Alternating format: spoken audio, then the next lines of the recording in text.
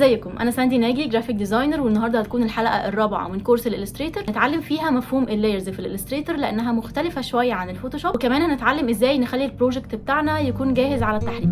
فيلا بينا.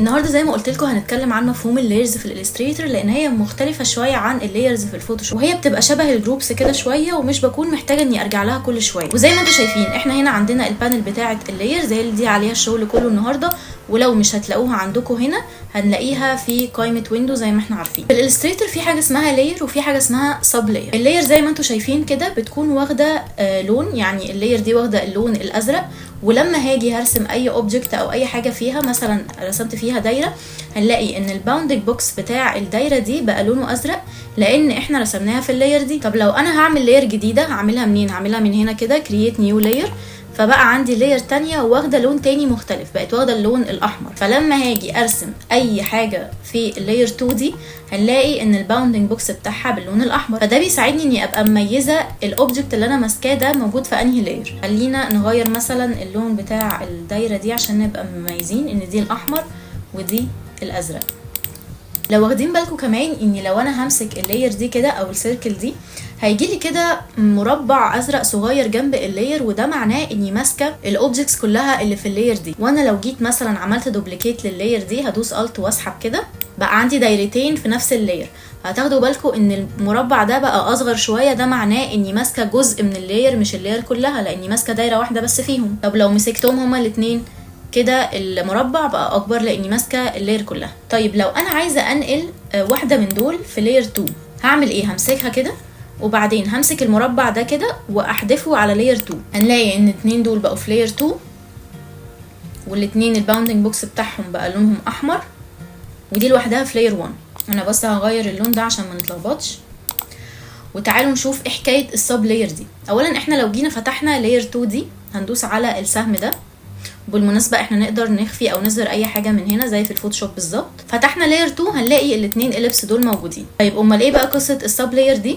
السب لاير دي بتبقى عباره عن حاجه كده شبه الجروب، بتبقى جوه اللاير، ولازم اكون واقفه على لاير فيهم عشان اقدر اعمل السب لاير دي. فانا مثلا هقف على لاير 2 دي وهعمل سب لاير، هعملها من تحت هنا كده، في هنا دي سب لاير، كرييت نيو سب لاير، هدوس عليها بقى عندي سب لاير جوه لاير 2. وانا واقفه على السب لاير دي وجيت مثلا رسمت سيركل تانية كده، فبقت واخده اللون بتاع السب لاير اللي هو اللون الاخضر. ولو فتحناها من السهم ده كده هنلاقي ان جوه السب لاير دي السيركل دي. طب والاتنين دول؟ لا، الاتنين دول لونهم احمر لان هم جوه لاير 2.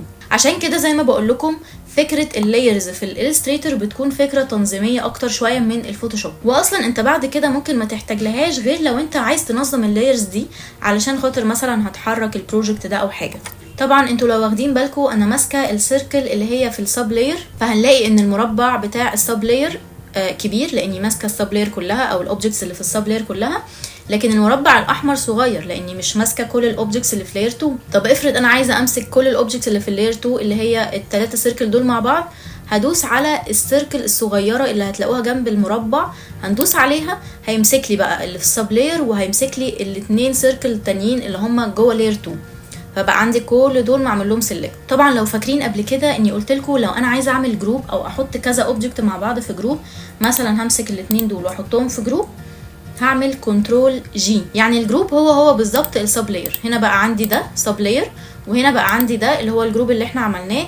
فالسب لاير دي اقدر اعملها من هنا من تحت هنا كده، واقدر اعملها لو انا عملت جروب مانيوالي عادي كنترول جي كده ابقى انا عملت جروب او عملت سب لاير جوه لاير 2. اتمنى تكون فكره اللايرز كده وضحت شويه، لاني دلوقتي عايزه اوريكم ازاي هنجهز اي فولدر عندنا علشان خاطر يتحرك، لان اللايرز بتلعب دور مهم قوي في التحريك. فانا دلوقتي هوريكم الفكره بتاعه التحريك في اللوجو بتاعي لما حركته، وهوريكم ازاي انا قسمته في لايرز علشان خاطر لما يجي يتحرك يبقى سهل بالنسبه لي. ببساطه انا كنت عايزه كل جزء منهم لوحده، يعني السين مع الالف كده ده جزء لوحده، النون مع الدال ده جزء لوحده، اليه جزء لوحده، وطبعا النقط دي كل واحد فيهم لوحده. فبالتالي حطيت كل نقطه في لاير لوحدها، وطبعا انا بسميهم علشان لما اجي احرك يبقى الموضوع بالنسبه لي سهل. وجيت عند الجزء الثاني بتاع السين والالف والشرطه الصغيره دي، لو هتلاحظوا ان كل دول اصلا كل حاجه من دول اوبجكت لوحدها، جمعتهم مع بعض في لاير واحده وسميتها س الف. وجيت برضو عند النون، النون والدال برضو خليتهم في لاير لوحدها وسميتها نون دال. وجيت عند اللي برضو اللي هي متقسمه لكذا شيب، الشيب ده والشيب ده جمعتهم، والشيب ده برضو جمعتهم في لاير وسميته ايه. وخلي بالكم ان انتوا لما تيجوا تقسموا ما تقسموش في سب لايرز، قسموا في لايرز، لان الافتر افكت مش بيقرا السب لاير، هو بيشوف اللايرز بس. عشان كده انا مقسمه كل واحده فيهم بلاير، وكل لاير واخده لون زي ما انتوا شايفين كده. ولو جينا مثلا فتحنا اللاير بتاعه س الف هنلاقيها متقسمه لكذا شيب، يعني قلت لكم هي مش شيب على بعضه، هي كذا شيب مع بعض، فدي يعتبر سب لايرز. السب لايرز دي بقى مش بتظهر في الافتر افكت، كل اللي بيظهر لي هو الس الف او اللاير اللي هي على بعضها دي. عشان كده بقول لكم خلي بالكم وانتوا بتقسموا اللايرز بتاعتكم. ولو جينا على الافتر افكت كده عند تحريك اللوجو هنلاقي ان اللوجو اصلا بيتحرك، السين الف دي بتترسم لوحدها، وبعد كده النون الف، نقرب لكم كده، النون الف بتترسم لوحدها واليه بتترسم لوحدها، فكل لاير فيهم انا رسمتها لوحدها. لو عايزيني برضو اقول لكم التكنيك بالظبط عملته ازاي على الافتر افكت وازاي حركت اللوجو قولوا لي في الكومنتات. تعالوا بقى نرجع على الالستريتور واوضح لكم اكتر فكره السب لاير دي. احنا هنا مثلا عندنا ده بروجكت انا نزلته جاهز من على فريبيك، هو متقسم هنا 2 لايرز. اللاير دي فيها اوبجكتس اللي هي فيها كل الشخصيات دي، واللاير بتاعه الباك جراوند هو مقسمها على 2 لاير. لو جينا دخلنا جوه اللاير دي هنلاقي كل شخصيه في سب لاير لوحدها. طب لو انا جيت بقى الفولدر ده دخلته على الافتر افكت، تعالوا كده نشوف هيفتح لنا هيبقى عامل ازاي. هنعمل نيو بروجكت ونيجي نفتح البروجكت هنا على الافتر افكت، هنخليه طبعا كومبوزيشن وهرميه هنا كده. لو انتوا واخدين بالكم لو انا جيت فتحت الكومبوزيشن ده، لو حد يعني اتعامل مع الافتر افكت قبل كده هنلاقيه متقسم 2 اوبجكتس وباك جراوند اللي هي الاثنين لاير اللي احنا شفناهم. طب فين يا عم كل شخصيه لوحدها؟ انا عايزه احرك كل شخصيه لوحدها، مش موجود بقى، لان الشخصيات موجوده في سب لاير على الالستريتور. فلازم لو انا عايزه احرك مثلا الشخصيه دي امسكها كده وامسك مثلا ايديها ورجليها بتكنيك معين واحط كل حاجه لوحدها في لاير لوحدها علشان اعرف احرك كل جزء لوحده على الافتر افكت. يا رب يكون الفيديو ده عجبكم واستفدتوا منه ولو بمعلومه واحده. الحلقه الجايه هنتعلم ازاي هنرسم على الالستريتور سواء بالبين تول او بطرق تانية كتير. هسيب لكم لينك الانستجرام بتاعي تحت في الديسكربشن، ادخلوا اعملوا لي فولو او اسالوني عن اي حاجه، واشوفكم الفيديو اللي جاي. باي باي.